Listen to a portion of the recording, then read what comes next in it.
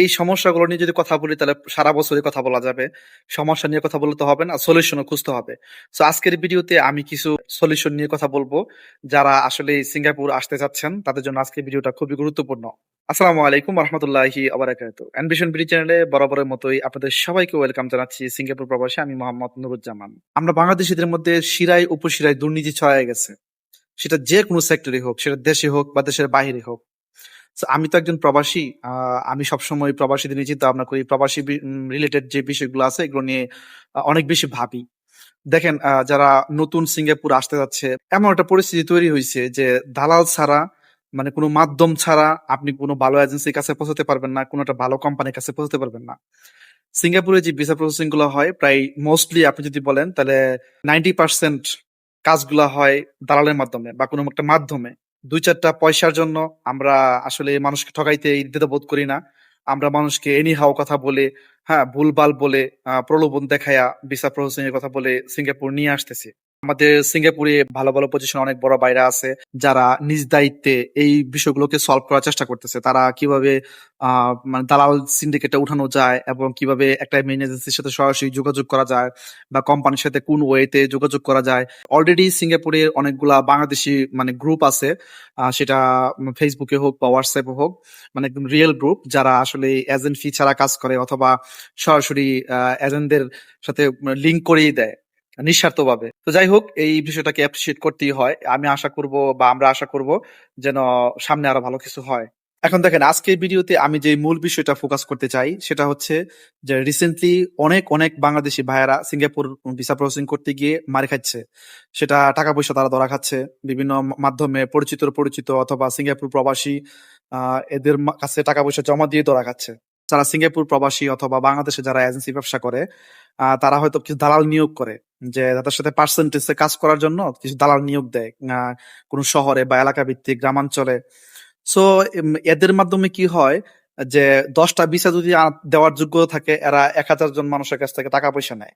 ঢাকা যদি কোনো একটা ভালো এজেন্সি যাদের অফিস আছে, ভালো যাদের সুনাম আছে, এই ধরনের কোনো একটা এজেন্সির কাছে যান আপনারা, সেক্ষেত্রে কিন্তু আপনাদের ডকুমেন্ট থাকবে, আপনাদের স্টাম্প থাকবে, আপনাদের টাকা লেনদেনের একটা মানে প্রমাণ থাকবে।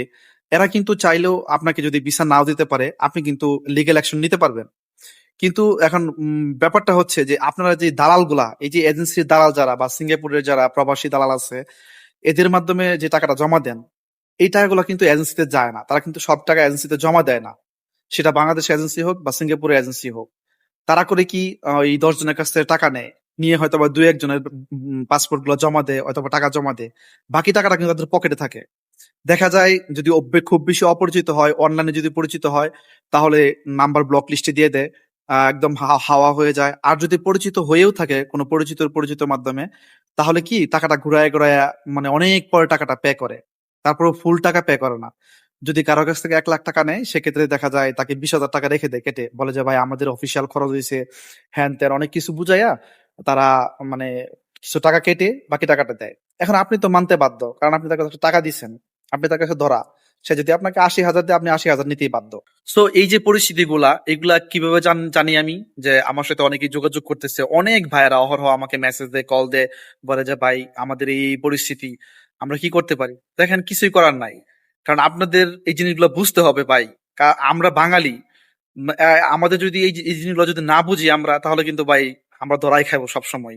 আসলে যদি কোনো পরিচিত না থাকে, আপনি সরাসরি এজেন্সির কাছে যান। বাংলাদেশে যার বড় বড় যে অফিসগুলো বসে তাদের কাছে যান, অন্তপক্ষে টাকাটার একটা নিশ্চয়তা আছে। সিঙ্গাপুরে কিন্তু এটা নিয়ে বেশ ফেসবুকে লেখালেখি হচ্ছে। অনেক সিঙ্গাপুরের ভালো ভালো ভাইয়েরা কিন্তু এটা লেখালেখি করতেছে।